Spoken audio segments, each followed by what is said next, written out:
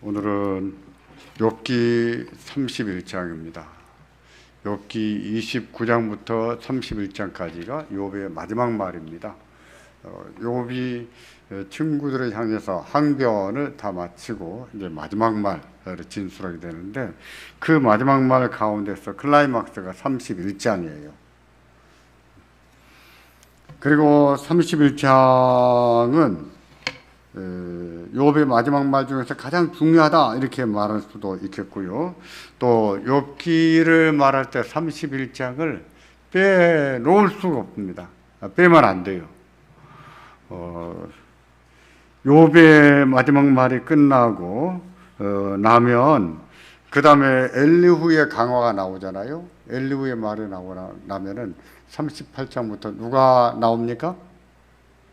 하나님이 나오시잖아요.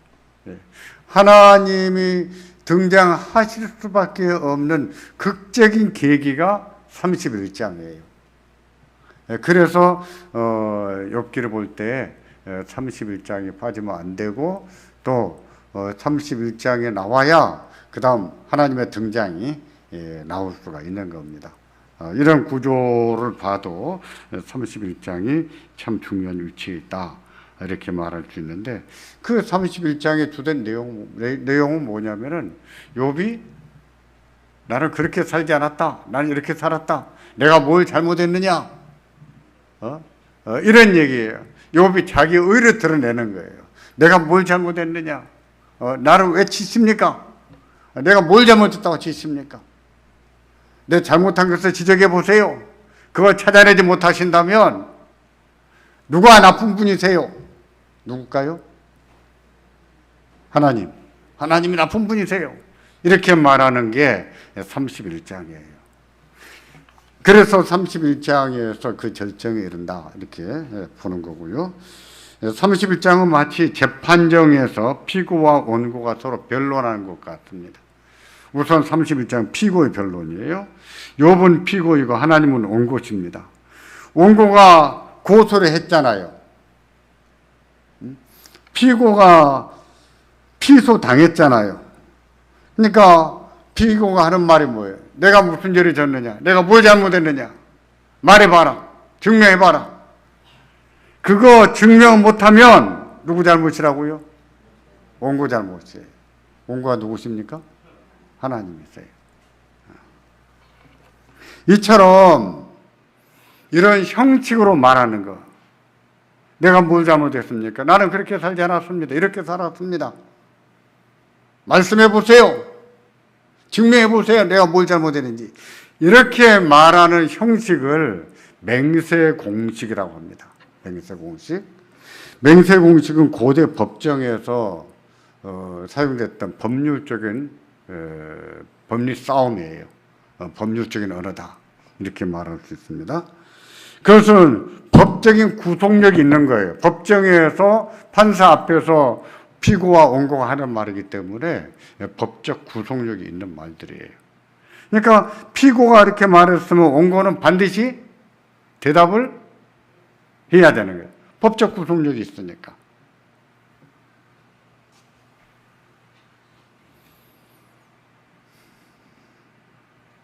원고는요, 고소했잖아요. 그러니까 원고는 자기가 고소한 내용이 옳다, 넌 틀렸다, 증명해 보여야 되거든요. 근데 만일에 그 증명하지 못하면 누가 잘못했다고요? 원고가 잘못했다. 원고는 누구라고 했습니까? 하나님이 있잖습니다. 목사님, 그건 너무 지나친 거 아닙니까? 너무 지나치게 오버하는 거 아닙니까? 이렇게 생각할지 모르겠어요. 근데 그렇지 않아요. 그것은 뒤에서 찾아보겠습니다. 31장에서 욥이 맹세 공식으로 말했으므로 이제는 누가 대답해야 되겠습니까?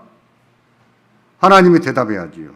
만약 제대로 증명하지 못하면 하나님이 불의한 하나님이 되십니다. 공교롭게도 욥의 마지막 말이 끝나면 하나님의 답변이 나와요.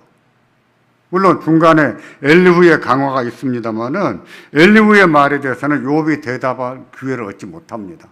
그러니까 욥의 마지막 말하고 엘리후의 말이 삽입되고 그 다음에 하나님 말씀이 나와요. 그 삽입부를 빼버리면 욥의 그 맹세 공식, 피고의 얘기에 이어서 누가 나오는 거예요? 하나님의 대답이 나오는 셈이죠.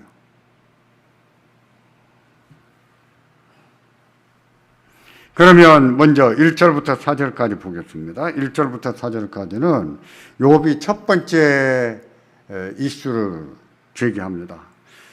나는 젊은 여자를 보면 음욕 품지 않겠다고 약속을 했는데 그 약속을 지키고 살았다.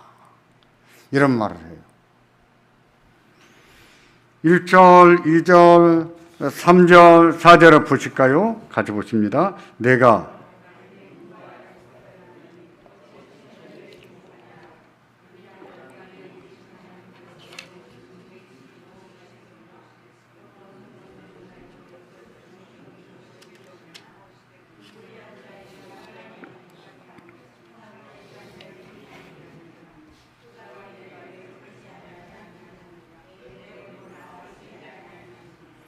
예, 1절에서 욥은 오래전에 젊은 여자를 볼 때 음욕 품지 않겠다. 젊은 여자를 마음에 또는 품고 살지 않겠다. 이렇게 다짐을 했어요. 오래전에. 그리고 그 약속을 자기한테 한 것이지만은 그 약속을 지키고 살아왔다고 했습니다. 만일 그 약속을 깨뜨리고 음욕을 품고 살았다면 하나님이 어떻게 하실까요? 하나님은 어떻게 하시겠습니까?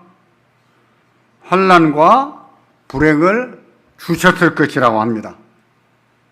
그죠? 3절 불의한 자에게는 환난이 아니겠으며 행악자에게는 불행이 아니겠느냐. 내가 그렇게 약속하고 그렇게 살지 않았다면 하나님이 가만두시겠는가?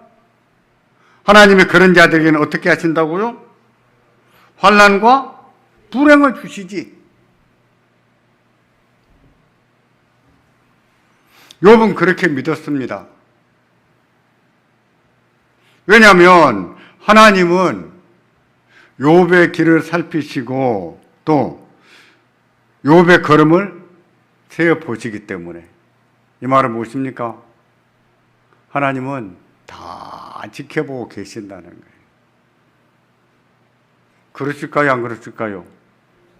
그렇습니다. 하나님 다 지켜보고 계십니다. 하나님은 그런 분이세요.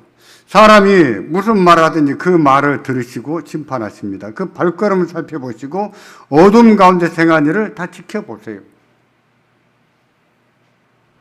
욥의 말처럼 젊은 여자를 품고 음욕을 품었다면 그에 대해서 벌하시겠죠.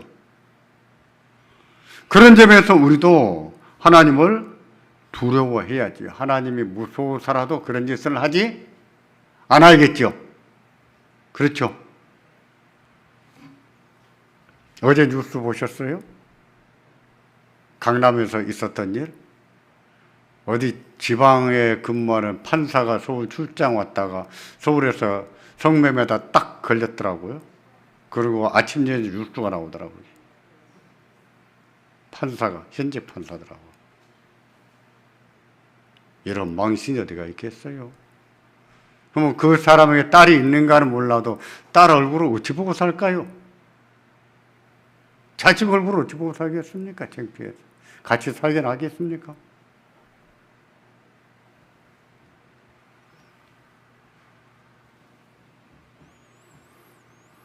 그래서 하나님이 두려워서라도 그런 짓을 하지 않고 살아갑니다. 피해야 돼요. 피해야 돼요.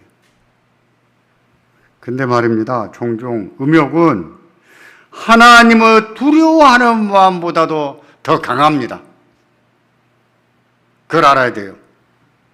어떤 경우는 음욕이 하나님을 두려워하는 마음보다도 더 강해요. 그래서 하나님을 두려워하지만 그 마음을 무시하고 육체의 욕망을 따라 살게 만들어요.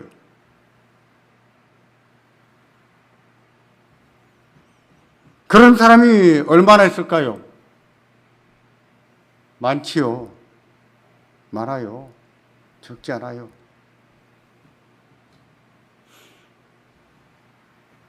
욥이 왜 이런 문제를 가지고 이슈를 만들었을까요? 왜 하나님 앞에서 나는 젊은 여자를 보고서 마음에 품지 않겠습니다. 왜 이렇게 말했을까요? 그게 그 시대에도 정의로운 일은 아니었어요. 근데 부자들에게는 그런 일이 다반사였을 거라고요. 부자들에게는. 제가 몇 번 얘기했지만은 요즘은 그런 일이 없지요. 박정희 대통령이 집권하면서 첩을 둔 사람들은 다 공직에서 내쫓았습니다. 가지고 공직에 못 있게 했어요. 다 내보냈어요. 그러면서 그런 문제가 많이 정리됐다 이런 얘기를 어려서 들은 적이 있어요. 근데 아니나 다를까 저희 어렸을 때는 그런 예가 참 많았던 것 같아요.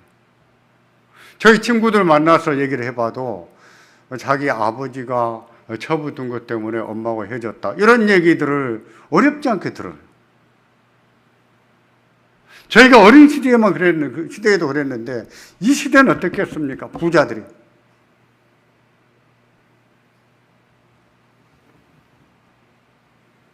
그런 자는요, 자기가 얼마나 어리석은지, 어떻게 미련한지, 얼마나 악한지 알아야 됩니다.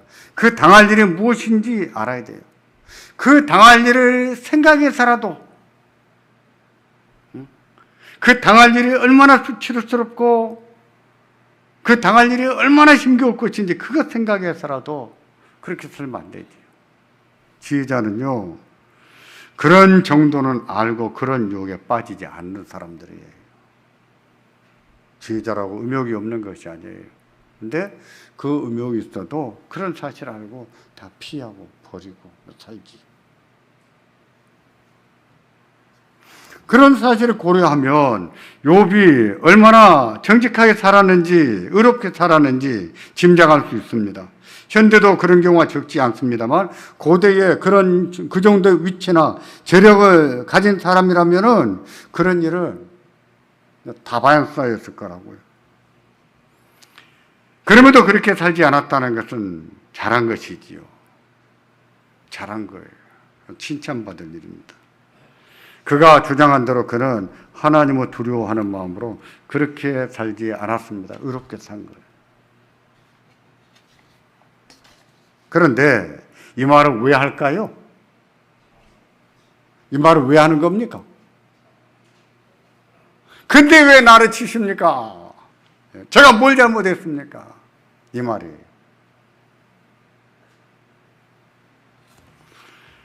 그 다음 5절부터 8절까지입니다. 5절부터 8절까지. 여기서는요, 하나님께서 자기를 저울에 달아보시면 자기가 온전하다는 것을 다 아실 것이라고 합니다. 아실 것이다. 5절, 6절을 보겠습니다. 만일 내가 허위와 함께 동행하고 내 발이 소금수에 빨랐다면 하나님께서 나를 공평한 저울에 달아보시고 그가 나의 온전함을 아시기를 바라노라. 자, 여기서는 희망사항으로 이렇게 번역을 했습니다만 의미가 그거예요. 하나님이 나를 저울에 달아보신다면 내가 어떻게 살았는지 다 아실 것인데. 독백이에요, 독백. 허위는 거짓말을 말합니다. 욥이 거짓말이나 속이는 말로 다른 사람에게 해를 끼치며 살지 않았는데 하나님께서 저울에 달아보시면 자기가 정말 그랬다는 것을 아실 것이다. 그런 뜻입니다. 욥은 그랬습니다. 거짓말이나 속임수로 누군가를 속이거나 곤란에 빠지지 않게 하면서 살았어요.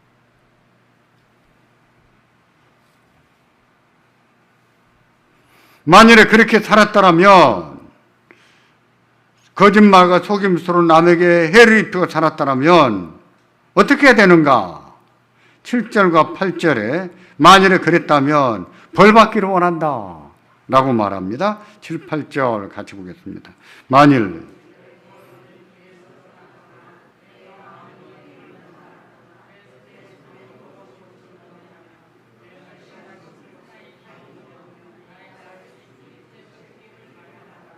예.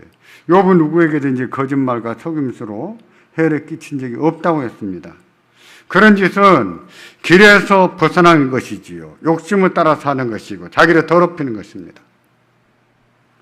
내 마음이 내 눈을 따랐다 하는 말은 마음을 지키지 않고 눈에 보이는 대로 행동했다는 뜻이에요. 즉 육신의 욕망대로 사는 것을 말하는데 욥은 그렇게 살지 않았다고 합니다. 눈에 보이는 대로 살지 않았다. 이 말은 내 욕망대로 살지 않았다. 그 뜻이에요.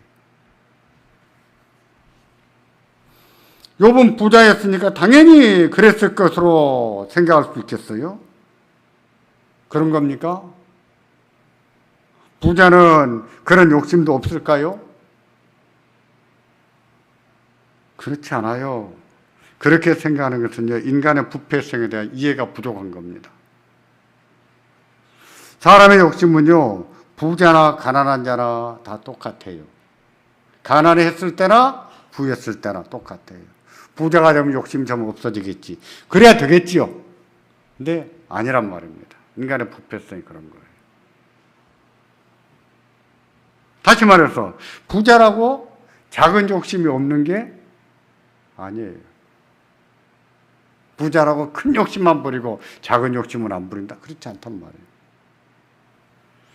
가난하다고 큰 욕심을 안 부릴까요? 가난하면 작은 욕심만 부리고 살까요? 그렇지 않습니다.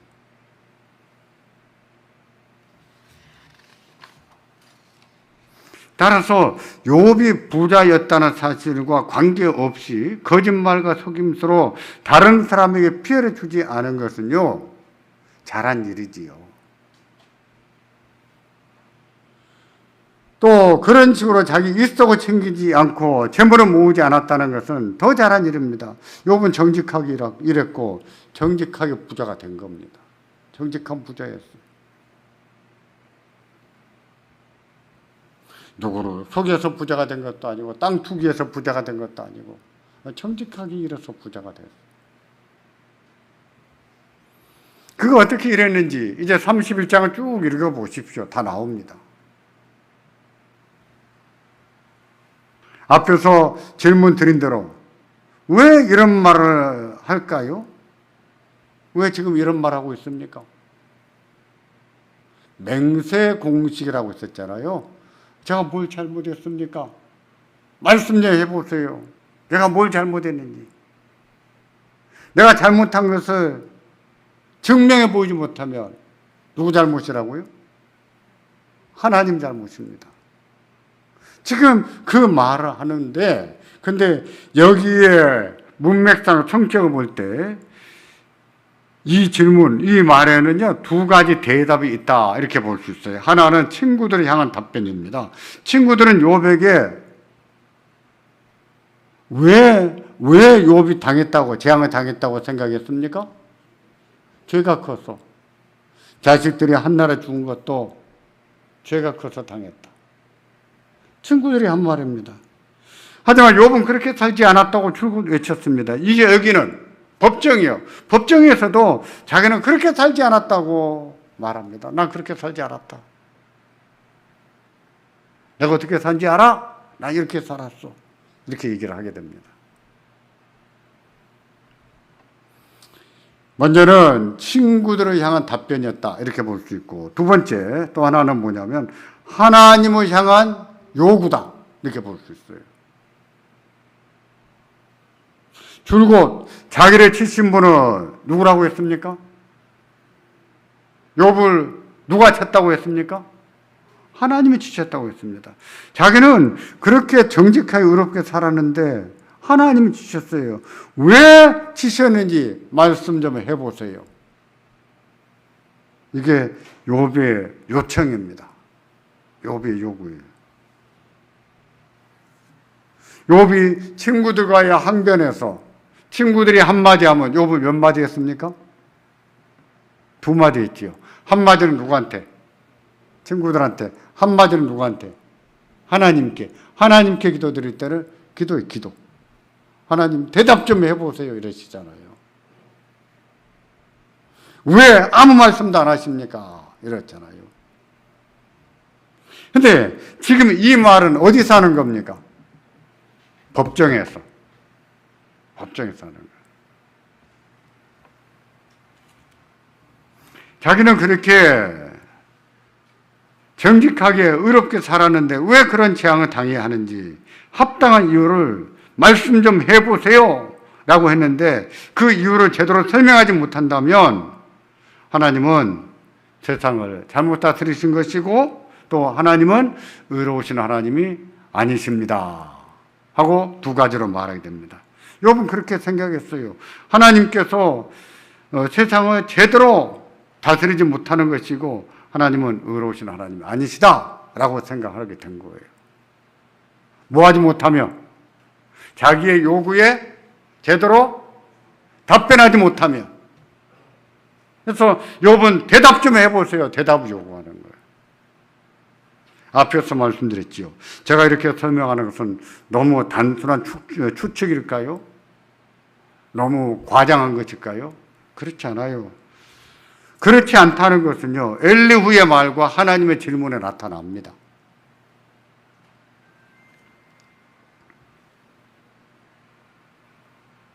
욥기 32장 1절부터 3절까지는 엘리후의 말의 서론이에요.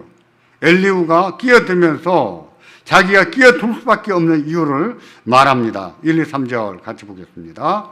욥이 자신을 의인으로 여김으로 그 세 사람의 말을 그치니 남족속 부스 사람 바라겔의 아들 엘리후가 화를 내니 그가 욥에게 화를 내면 욥이 하나님보다 자기를 의롭다며 또 세 친구에게 화를 내면 그들이 능히 대답하지 못하면서도 욥을 경계함이라.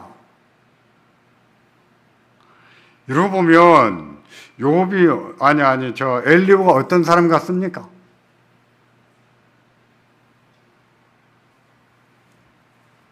제가 지난주에 그랬었지요. 엘리후의 입장에 대해서는 의견이 분분해서 저도 가르치기가 좀 힘들다 그랬었잖아요. 그래서 엘리후의 가르침 건너뛰겠다 이런 얘기를 했는데 욥의 말이 끝났을 때 엘리후가 끼어드는 거예요. 끼어드는데 왜 끼어들었냐면 욥이 자기를 어떻게 말했다고요? 하나님보다 의롭다. 엘리후가 옆에서 욥의 말과 친구들의 말을 들어보니까 뭐 화가 난 거예요. 먼저는 욥에게 화가 났고 또 친구들에게도 화가 났어요. 욥에게는 왜 화가 났습니까? 자기를 하나님보다 더 의롭다고 말한 것에 대해서 화가 났어요. 친구들에 대해서는 욥의 말에 대해서 능히 대답도 못하면서 욥을 자꾸 죄인으로만 간주한 것에 대해서 화가 난 거예요. 3절이 그거예요.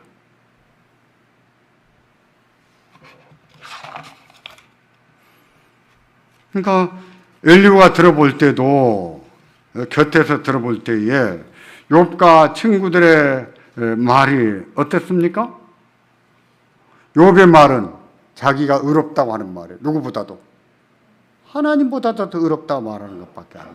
그래서 화를 냈고. 친구들은요. 욥의 말에 제대로 대응도 못하면서 무조건 정죄하는 것. 이에 대해서 화를 냈다고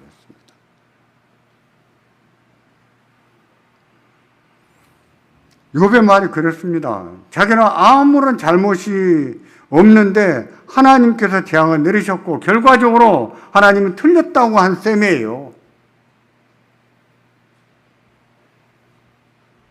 하나님은 세상을 잘못 다스린다. 하나님 불의하시다. 이렇게 말한 거예요. 그러니까 욥이 맹세 공식으로 말한 그 말이 그런 뜻이라고 제가 설명을 드렸는데 그것이 과장된 것이나 지나친 설명이 아니다 하는 것을 제가 설명을 드리는 셈이에요. 두 번째로 하나님은 어떻게 생각하셨는가? 38장 1절부터 40장 5절까지는 하나님의 첫 번째 대답이에요. 다시요. 38장 1절부터 40장 5절까지가 하나님의 첫째 대답입니다. 그 다음에 40장 6절부터 41장 34절까지는 하나님의 두 번째 대답이에요.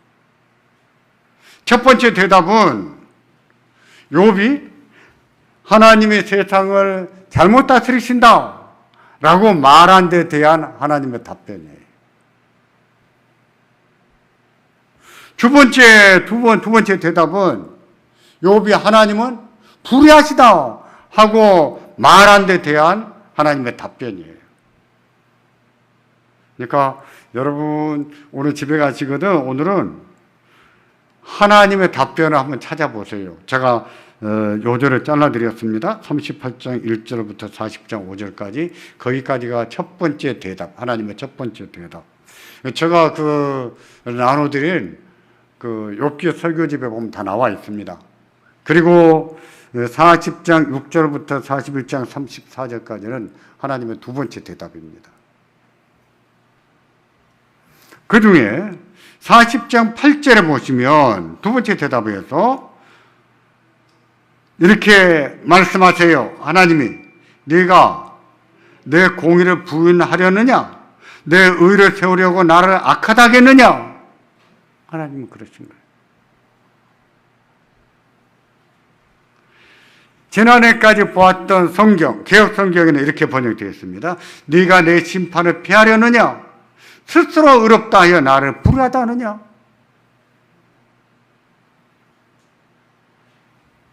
저를 보십시오.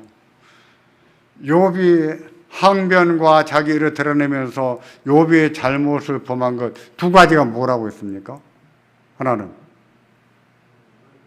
세상에는 보응의 원리라는 것은 없다. 근데 욥이 말한 보응의 원리는 철저한 보응의 원리예요. 그러면서 이렇게 말하잖아요. 우리가 죄를 지어서 악한 자가 죄를 짓고 벌 받은 적이 과연 몇 번이나 있었느냐? 이렇게 말하잖아요. 죄를 짓고 벌을 받을 때가 더 많습니까? 안 받을 때가 더 많습니까? 예? 안 받을 때가 훨씬 많은 것 같아요. 저도 그런 것 같아요. 훨씬 많아요. 그러니까 욥의 말이 틀린 말이 아니에요. 현실적인 말이에요. 그 말은 보응의 원리가 없다는 의미가 아니라 친구들은 철저한 보응의 원리를 주장했기 때문에 그와 같은 철저한 보응의 원리는 없다. 근데 그게 어떻게 발전돼 가냐면 하나님은 세상을 잘못 다스리시고 있다 하는 것이 돼버려요. 그래서 하나님의 답변 첫 번째에서는 하나님이 세상을 잘못 다스리신다는 말에 대한 답변이에요.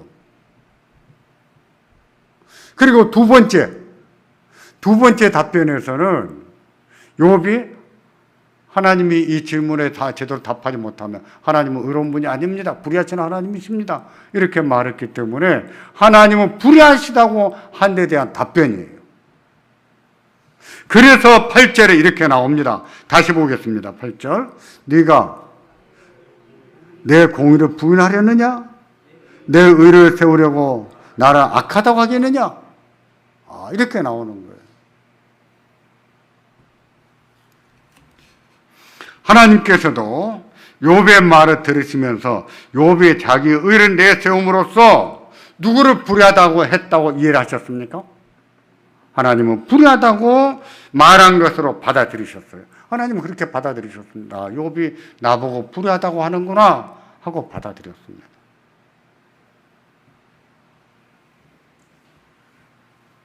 그런 겁니까? 정직한 사람은 고난이 필요 없을까요? 그럴까요? 정직하게 살면 고난도 필요 없고 법도 필요 없을까요? 우리 가끔 그런 얘기 하죠. 저 사람은 너무 착해서 법도 필요 없는 사람, 법 없이 살 사람이야. 그런 사람이 있을까요? 없어요. 그런 사람은 없습니다.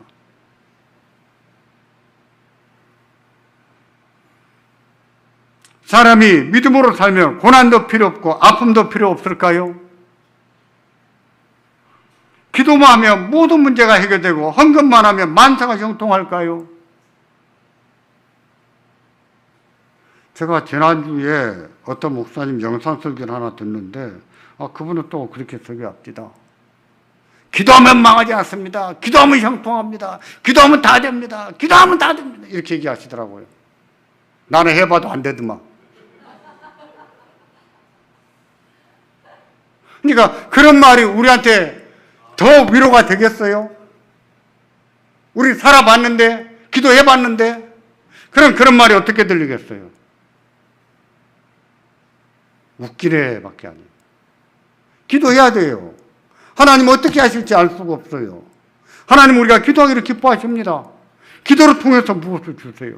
그렇다고 해서 기도한다고 우리가 원하는 대로 다 주지 않으신 것은 현실이잖아요. 우리 해봤잖아요.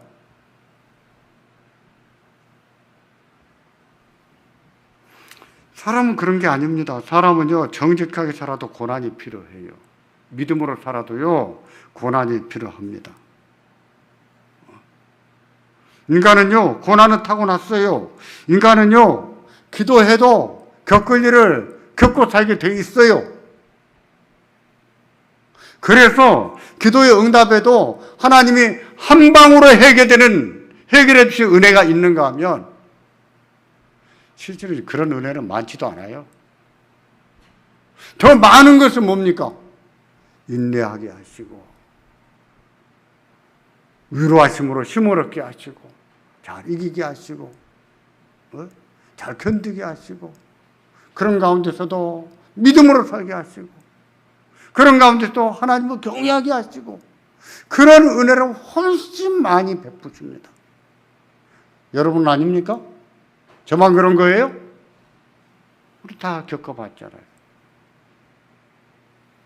그러므로 고난을 당한다고 해서 재앙을 당한다고 해서 내가 정직하게 살았는데 하나님은 그렇게 하신다면 하나님 불의하십니다. 하나님 너무하십니다. 이렇게 말하면 안 되겠죠. 하나님의 섭리를 모르고 있는 거예요. 아직도 하나님의 섭리.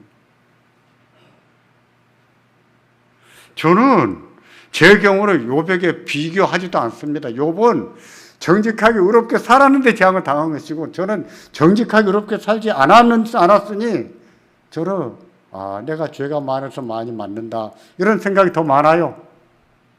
하나님이 나한테 죄값을 치러주는구나 이런 생각이 들 때가 더 많습니다. 저는. 그렇다고 낙심이 되는가? 아니에요. 그런 가운데서도 하나님을 위로하시고 하나님이 힘주시고 그런 가운데서도 제 삶을 자꾸 잘 살아내도록 물론 저도 순간순간 울컥거릴 때가 있어요. 서러운 생각이 들 때가 있어요. 그런 순간마다 하나님을 위로하시고 도우시는 것을 또 느낍니다.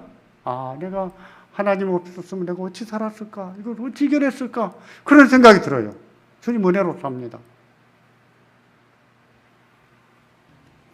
그러므로 정직하게 살다가 고난을 당했다고 해서 하나님이 너무하십니다. 불의하십니다. 이렇게 말하면 안 됩니다. 욥이 잘못한 것 두 가지 중에 하나 그거였잖아요. 나중에 하나님의 대답을 보세요. 욥아, 네가 이런 거 살 수 있겠느냐? 너가 이런 거 살 수 있어? 네가 하나님이냐? 이렇게 말씀하시잖아요. 맞아요. 욥은 정직하게 살았지만 하나님이 아니에요. 인간이에요. 정직하게 살았어도. 그러기에 고난도 있고 아픔도 있고 원치 않은 짓도 겪고 사는 그게 현실이잖아요. 우리의 신앙은 구름 위에 뜬구름 위에 올라가서 신앙생활하는 거 아닙니다. 우리의 아픈 삶 속에서 믿음 생활하는 거예요. 근데 우리는 그렇게 생각하지 않아요. 자꾸 뜬구름 속으로 끌어올려서 믿음 생활하게 해요.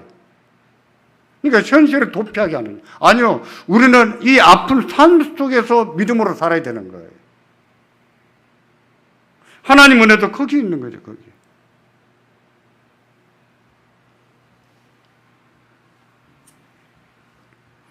인간은요. 믿음으로 살아도 고난이 필요한 존재입니다. 정직하게 살아도 고난이 필요한 존재예요. 고난이 없으면 인간이 되지가 않습니다. 고난이 없으면 믿음이 제대로 자라지도 않고 고난이 없으면 하나님이 하신 일도 다 이해를 못해요. 깨닫지를 못합니다. 우리에게 고난이 필요한 존재.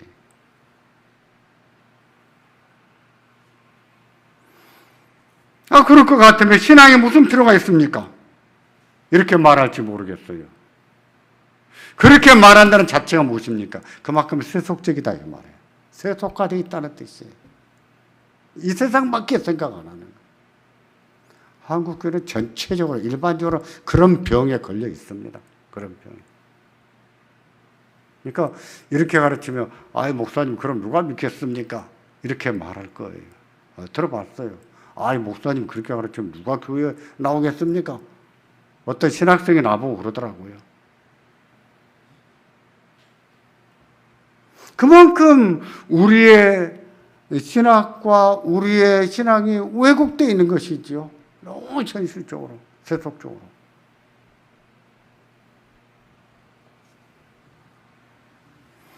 그래서 메시지 성경을 쓰신 유진 피터스 목사님은 우리의 신앙에는 비누가 필요하다 그랬어요. 비누. 잘못된 오염된 신앙을 다 깨끗이 씻어내주는 비누. 물이 필요하다. 손을 씻어내듯이 깨끗하게 신앙을 씻어주는 비누가 필요하다. 그게 뭐냐? 그게 전도서다. 이렇게 말해요. 저도 그렇게 생각합니다.